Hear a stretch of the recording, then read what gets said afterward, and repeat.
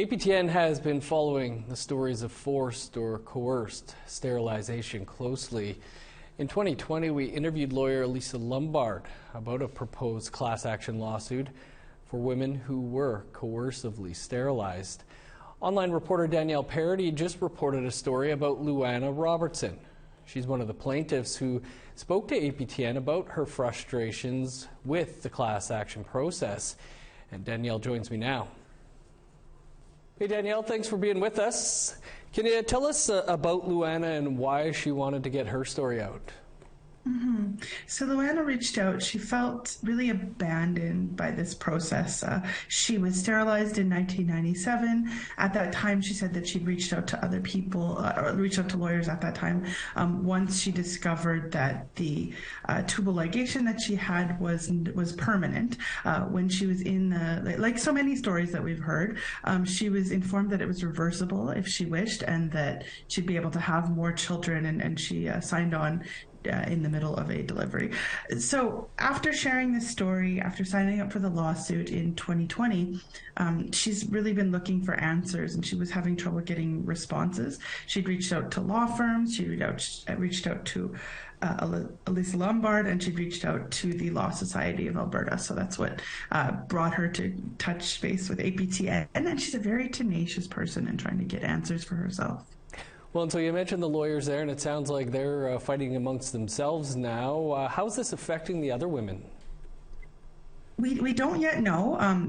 When she signed on, she was told that there were 50 other women.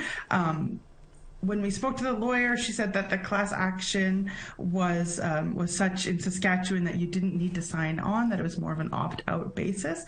But we do know that at least 50 women at the time that Luana had signed on had expressed some sort of interest, and we're not sure where they're at or if they're looking for the same answers. And that was also something that Luana brought up a lot during our conversations, is that she's thinking if she's feeling alone, other people may also be feeling alone in this. So you spoke with lawyer Elisa Lombard, who's kind of in the face of this class action suit. What did she have to say? Yeah, Elisa Lombard, like I mentioned, talked about the how you don't necessarily need to communicate with her, that she's working on a website for women who are wondering what's going on, who may have signed on in 2020 or later, and she said she's been working away on it, and that they've just done a case management conference, which is a very early stage in a class action, at the very beginning, to decide what the case management is, as the name suggests. And she is hoping to have the certification in place by this summer. But that's not strictly up to her, it's also up to the court. So Danielle, what happens next here? Next, we wait and see, will the class action be certified? If other women are curious about what's going on or have other stories to tell, then of course APTN would be glad to hear from them. But we're in a bit of a waiting game right now, Dennis. There's not, we're sort of waiting to see what the next steps of this class action, or multiple class actions, finally are.